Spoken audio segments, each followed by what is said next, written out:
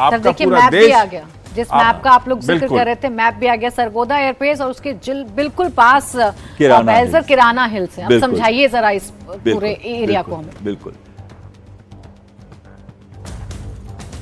इसी चैनल पे हमने आपको दिखाया था कि सरगोदा एयरबेस जो है वो बॉर्डर से करीबन 250 से 270 किलोमीटर दूर है। और देखिए लाहौर यहां पे है।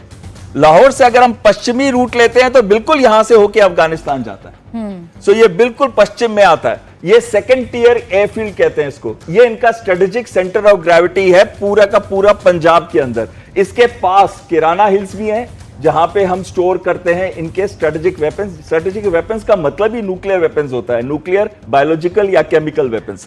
और जो स्ट्रेटेजिक मिसाइल्स हैं, जो मिसाइल्स इन न्यूक्लियर वेपन्स को कैरी करती हैं दूसरे देश के जाने के लिए, जैसे कि हम मेरे काबिल दोस्त आपको बता रहे थे कि इसका ये तो हमने लैंड टू लैंड बताया।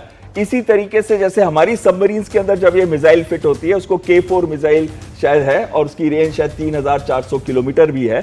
और ये बहुत ज्यादा K4 की बातें चल रही थी कुछ दिन पहले से, तो वो हम बता रहे थे कि हमारी तो अरेबियन सी से भी लॉन्च करने की है कैपेबिलिटी। ये नहीं है कि हमारी कैपेबिलिटी सिर्फ लैंड से लैंड पे है, हम जहां चाहें वहां मार सकते हैं। हमारी हवा से भी लॉन्च करने की, और हमारे पास हवा से लॉन्च करने वाले क्या क्या सिस्टम्स हैं।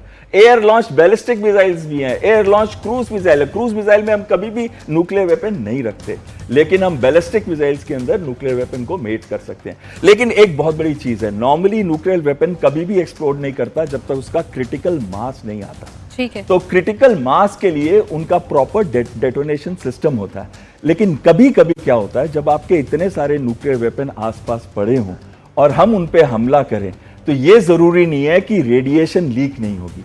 रेडिएशन लीक हो सकती है चाहे वो न्यूक्लियर वेपन एक्सप्लोड करे ना करे। और ये रेडिएशन लीक का ही मेजर प्रॉब्लम होता है सारे देशों के अंदर। आपको जितने भी न्यूक्लियर रिएक्टर से रेडिएशन लीक हुई, आपने देखा कितने लोग मरे, उस पूरे एरिया को कॉर्डन ऑफ कर दिया गया था। यूक्रेन का एक एग्जाम्पल है। और एक चीज और मैं आपको बता दूं, जो हमारे वेपन सिस्टम्स हैं उनकी approximate CP, circular error probable, यहाँ पे कहां वो वेपन सिस्टम हिट करेगा, वो 3 मीटर है सिर्फ।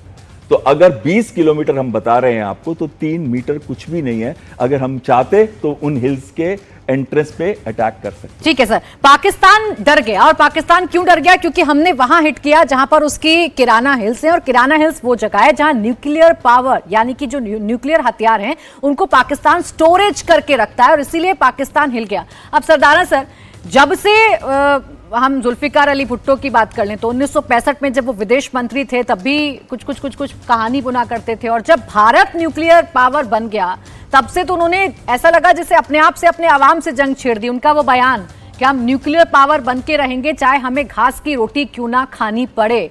तो न्यूक्लियर धमकी तो वो तब से देते हैं जब वो पावर भी नहीं बन पाए थे, लेकिन अब थोड़े खामोश हैं 3 दिनों से। बिल्कुल, देखिए ये जो उनका धमकी थी और पूरे विश्व में जाके कि बताना कि हम पे अटैक हो गया है, उनका जो ये रोना था, जो गिड़गिड़ाना था, और जो उनके DGMO ने कर दिया सिद्ध कि ये भारत को रिंग किया। ये बैठ के बता दीजिए आप, बोलिए सर। तो किराना हिल्स को हिट करना पाकिस्तान को, या किराना हिल्स के आसपास के एरिया को हिट करना पाकिस्तान के लिए मुश्किल हो गया। सर कंप्लीट करिए अपनी बात। हाँ, तो देखिए क्या है, ये जो धमकाना था, डराना था दुनिया को कि हमारे, पहले तो धमकाते किस बात से थे कि हम आपके ऊपर न्यूक्लियर अटैक कर देंगे। हम कहते भारत के, हमारे पास 140 वो है और हम भारत पे अटैक कर देंगे अगर हमें कुछ किया गया। आज वो उल्टी पड़ गई ये बात। आज वो ये नहीं कह रहे कि हम किसी को अटैक कर देंगे, वो कह रहे हैं हमारा जो स्टॉक पाइल है न्यूक्लियर वेपन्स का, भारत हम पर अटैक कर रहा है, तो भारत को रोकिए। आज को आप देखिए, जो लोग दुनिया को डरा रहे थे, भारत को डराने की कोशिश करते थे, वो तो कभी मुमकिन नहीं था, लेकिन विश्व को तो डरा रहे थे। आज वो कह रहे हैं कि भैया हम नहीं कुछ कर रहे,